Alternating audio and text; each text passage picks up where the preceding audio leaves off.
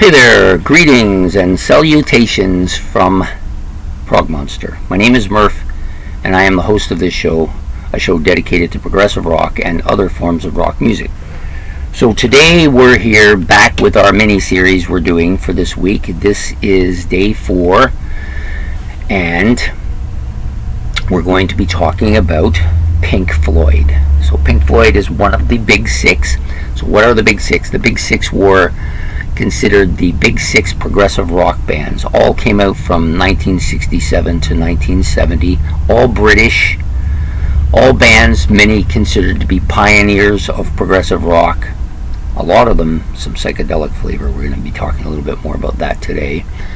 And of course they were very influential in the prog scene in general and other forms of music as well.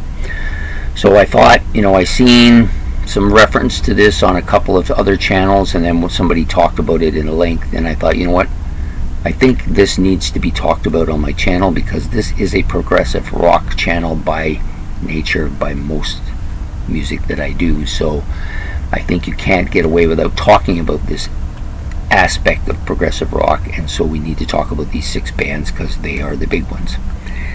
Okay, so I'm going to talk a little bit about their best album, their last album, their membership, their status, how many albums they made, that kind of stuff.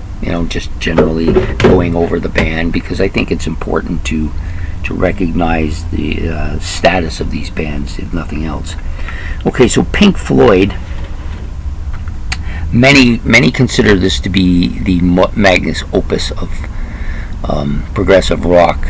They are out there. Maybe not as far as King Crimson, but they're pretty out there.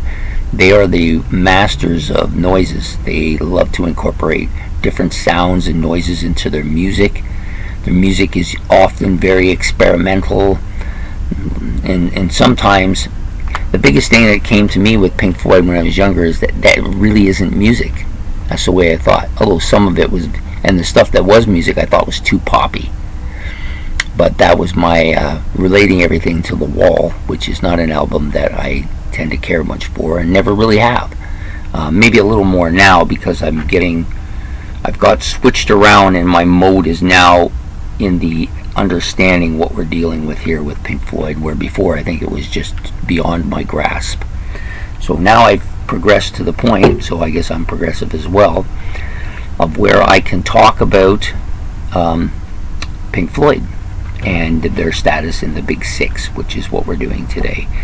So the Big Six, of course, for those of you who are new to this and don't really or never heard that term before, are 6 progressive rock bands that came out from Great Britain from 1967 to 70 and are considered the magnus opus of that genre.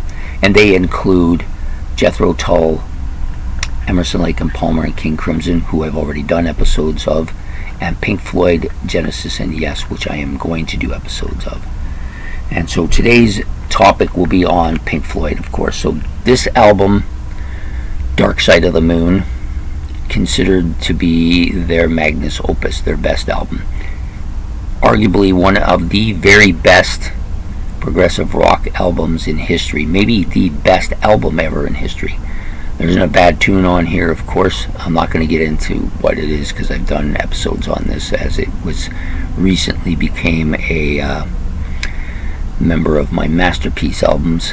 This is not the original cover. This is a kind of upgraded remastered issue of it. I don't have the original album, but this is still really good. 10 fantastic tracks on it. I think this came out in 2003 actually.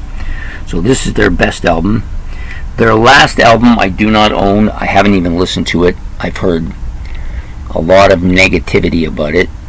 It's called The Endless River. And what I've heard, I don't know if it stands up or it doesn't stand up because I haven't listened to it. But what I've heard is that it is a collection of stuff they've dug up from old Pink Floyd stuff and threw it together so they could put out a Floyd album. Now, Led Zeppelin did that with Coda, and there are some songs on Coda that is good, but I don't know if there's anything on Endless River if I see it and it's not too expensive, I will get it and add it to my collection because I like that kind of thing. However, I have not heard it, so I can't say much about it, but it was their last album, and I believe it came out in 2014.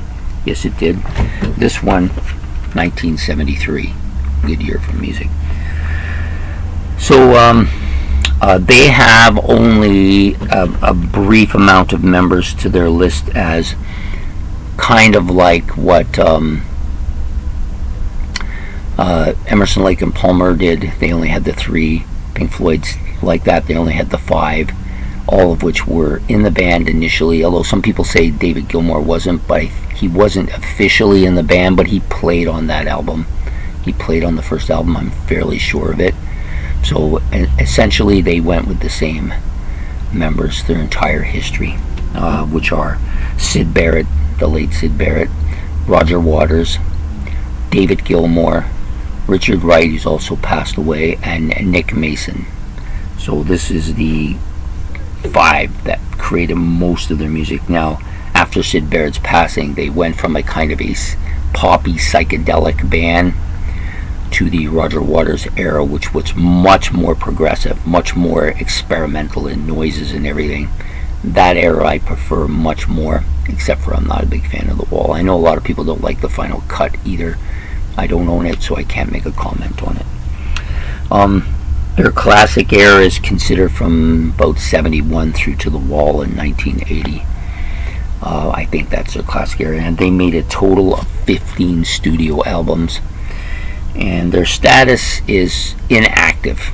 This is the one band that could potentially do something else together, but based on the status of the 2 main guys, David Gilmour and Roger Waters, I don't really see that happening.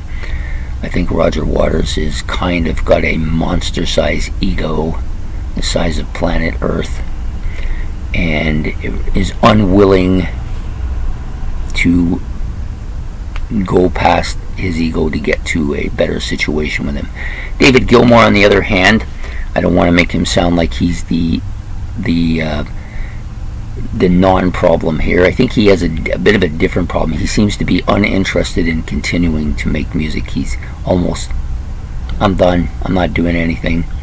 So he's almost lethargic, where Waters is the opposite. So I can possibly see why they don't find together. It's, to me, the only unfortunate part about this whole thing is that Richard Wright was cast out, and that's, to me, a bad thing. He was, at the very least, very influential in this band initially on. He wasn't in The Wall, but none of them were except for Roger Waters.